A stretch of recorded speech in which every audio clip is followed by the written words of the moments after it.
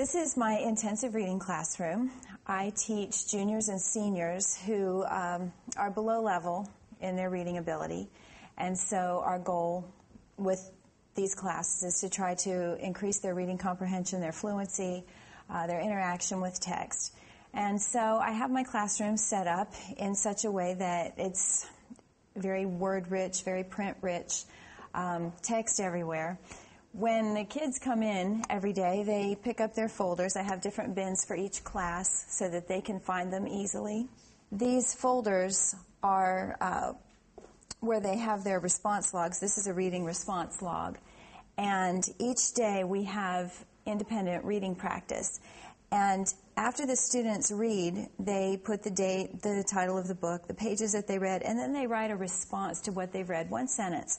I don't want a summary. They don't give me a rundown of what happened in the text that day. They use this poster with response stems to write their response logs. I want to know how they're interacting on an emotional and an intellectual level with the text that they've read.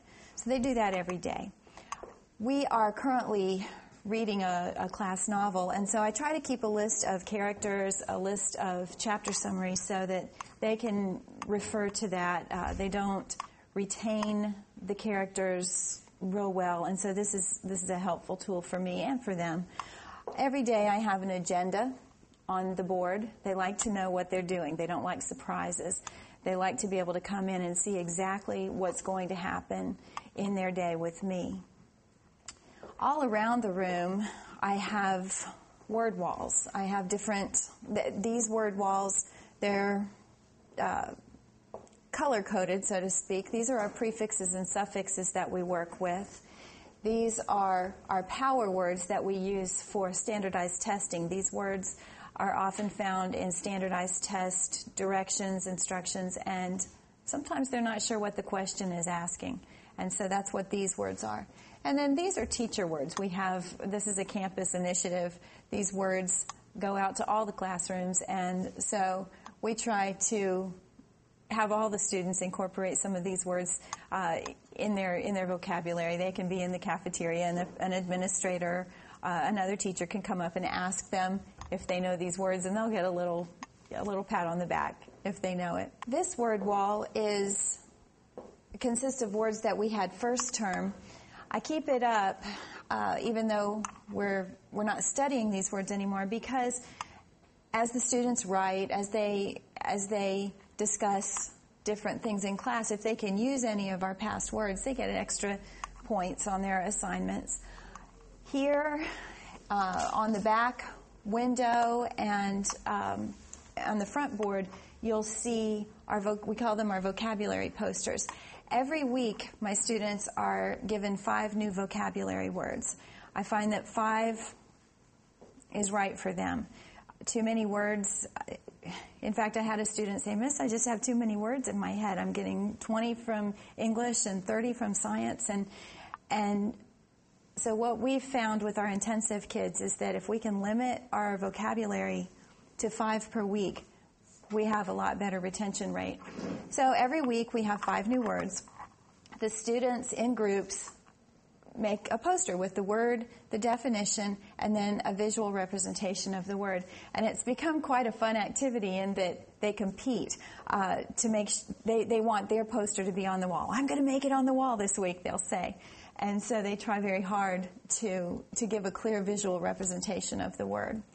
I have lots of books. I have collected these books from yard sales, from thrift stores.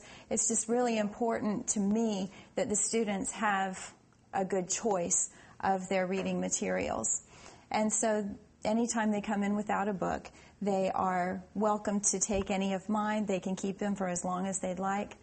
I lose books during the year, but lots of times they'll bring books to me that they're wanting to donate to the class. Let me grab a couple of my picture books and tell you how I use those. My juniors and seniors, many of them are very reluctant readers, and they just refuse to pick up books that have a lot of text in them. And so any book I can find that has a lot of pictures in it, and more pictures than words, such as this book, is very, very helpful to me as a teacher, because in the pictures we can talk about inferences, we can make predictions, we can use our reading skills, and the students then start asking questions. And it's a great opportunity to say, well, what does the text say? And they can refer to the text to find the answers to the questions that they have generated themselves. It's very helpful. My computers that I have here are used for research. Often we question the author. In our reading, we want to know what the missing pieces are. And so it's very convenient to have the computers here, and we'll be reading and we won't understand why an author left something out, or what did she mean by this. Someone invariably will volunteer to quickly come over and look it up and fill in the missing gaps. That's what we use them mostly for. We also use them for research projects. If I could share one item that I think is vitally important to teaching older intensive reading students, it would be that relationship that exists between the teacher and student it's paramount to everything that happens in the classroom.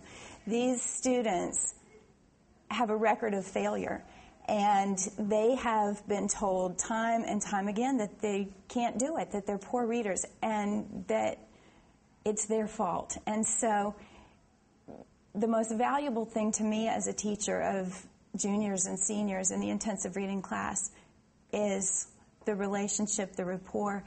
Once they trust me, once they know that I believe in them, they'll do anything for me. Really, they will. They try so hard. And if the intrinsic motivation to do it for themselves isn't there, sometimes I can pull it out to do it for me. And